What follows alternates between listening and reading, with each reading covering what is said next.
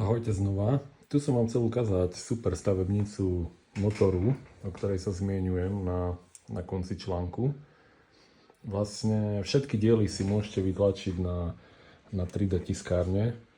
Tu vidíte blok. Ja už som ho začal skladať. Hej. Ale takto si normálne vytisknete blok. Vytisknete si, vytlačíte po našom piesty, ojnice. A potom sa dá kúpiť kit zo zahraničia, ja som si ho tiež objednal.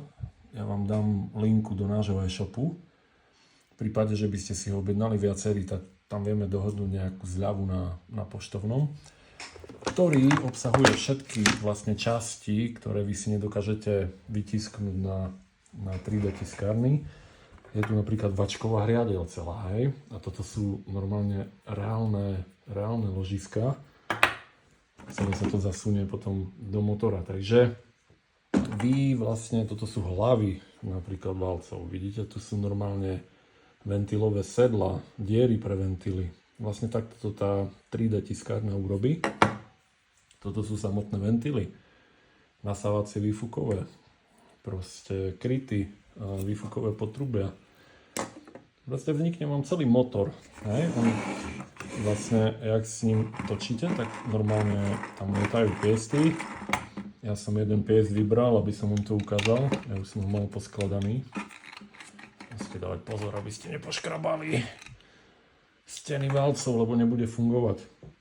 No, oni v tom kite potom dávajú aj elektromotor, ktorý tým celým bude hýbať. Tam som sa ešte nedostal. Všetky šruby, zdvihátka, dokonca aj takýto miniatúrny, myslím, že rozvodový remeň, zotrvačník je tu. Proste kompletný motor. Takže ak si chcete zažiť stavbu motora, naučiť sa jednotlivé diely, jak to do seba pasuje, je tu normálne kľuková hriadeľ, môžete vidieť. A sú tam reálne ložiska z toho kitu, takže ten motor je fakt pohyblivý. Úplne super stavebnica. Tak ako som písal, môžete si postaviť celý motor v obývaku alebo v izbe.